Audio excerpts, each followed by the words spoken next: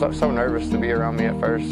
I would see her in the parking lot, and then she would turn and walk the other way because she said she didn't know what to say, or she would just be getting off work and think she looked bad, so.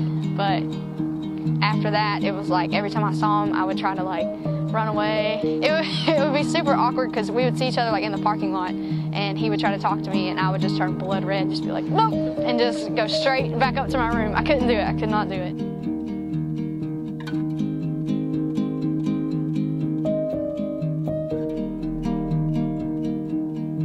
Okay, so I PCS to San Antonio in February, and we had a mutual friend that always thought that we would be together. We met through a common friend there at the barracks. He was like, I got a friend, you gotta meet him, you gotta meet him. I was like, okay. So we were out with our friends one night, and I'm telling you, it was like a movie. Like he came around the corner, and it's like the wind started to blow a little bit, super like slow motion.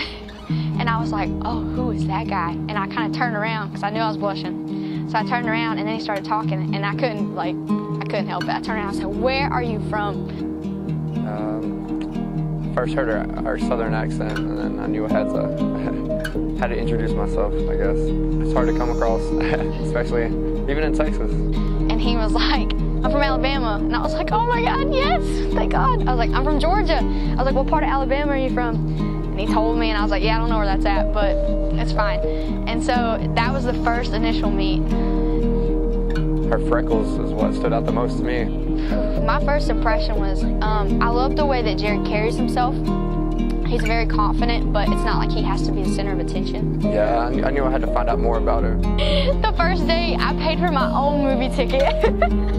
So we actually went on like this weird three-way date with this friend again. We just wanted to see a movie, something simple, and I guess that was technically the first date, but even though there was three of us, but it still worked out well.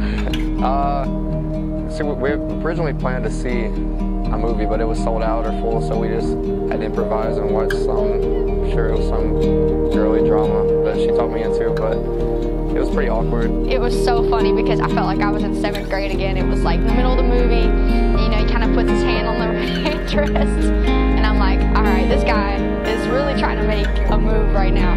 So we ended up holding hands in the movie like two 13-year-old kids, and when it was just, it's the same kind of feeling you get when you were, you know, 13, and you're like, oh man, that kind of thing. So yeah, that was our first date.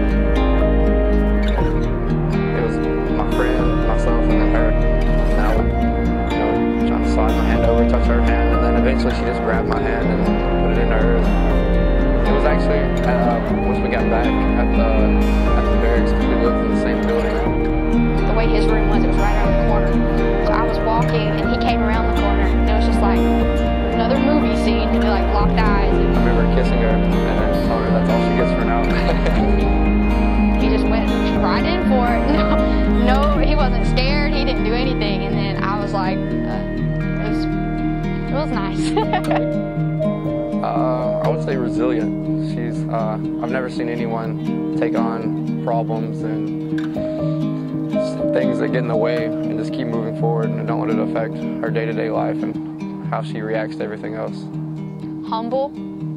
I think that's probably a really good one for him because, like I said, he can blend in, but he stands out without even trying. Well, I didn't really know her at the time. It was after we had seen the movie and we could actually talk and get to know each other personally. I told my friend after the first date, I said, if I don't marry this guy, I'm going to be a crazy ex-girlfriend. That's my exact words, and I lived by that.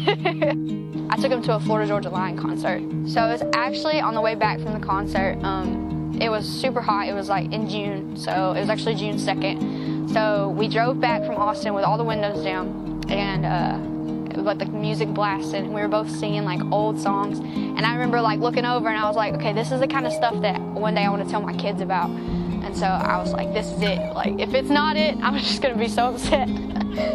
He's my rock. Like, I am super vocal, and sometimes I overreact about a lot of stuff, and he's always there to be like, Kate, it's okay, it's fine. Like, it's not that big of a deal. You can't do anything to change it. That's what he always says, because I always try to fix stuff that's not my problem to fix.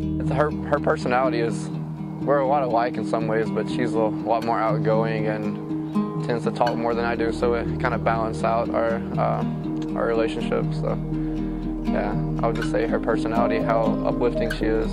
I think the biggest difference between us is,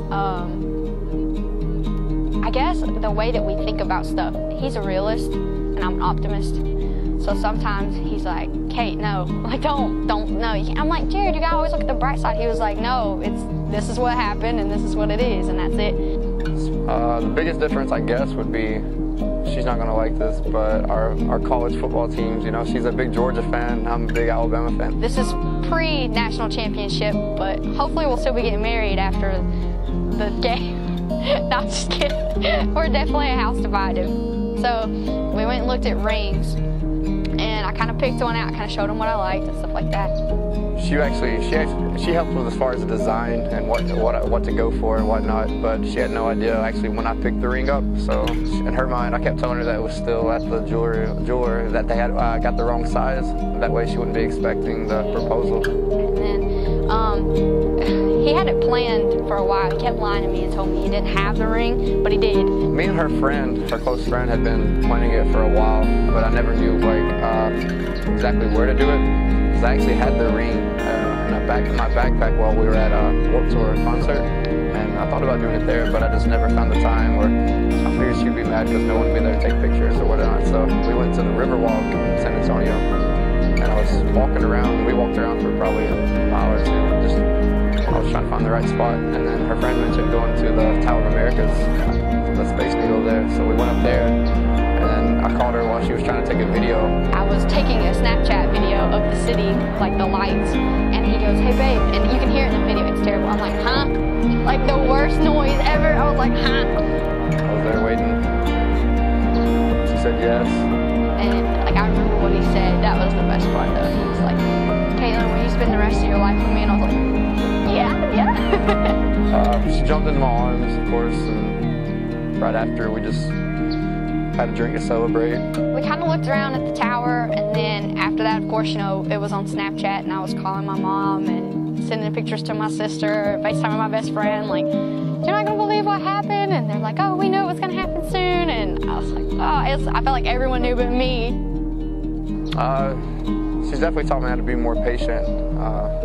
It's a big difference coming from living by yourself, raised by two different sets of people. It's you gotta come together and get the same ideas, work together, because it's definitely a change. Jared's taught me actually how to love unconditionally, because there's been a lot of times where I feel like I could be like, Jared, like what? And then there's always been something with him that I can't stay mad at him. It's like, I never have a thought of, yeah, this is never gonna work. It's always like, how can we fix this? So I think that's what he's taught me, is patience and unconditional love. I just want to remember how open and free we are right now. We can just go anywhere and have a good time.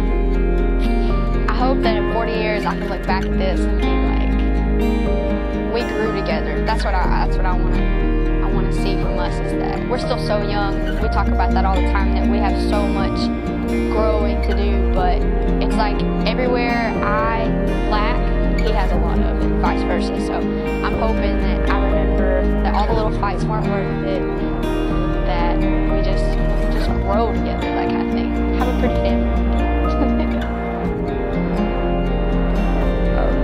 Look forward to spending the rest of my life with you. I love you so much. I love you, and I can't wait. I'm so excited. Like, I get excited every time he comes home. Like, it's like every time I see him, it's the first time.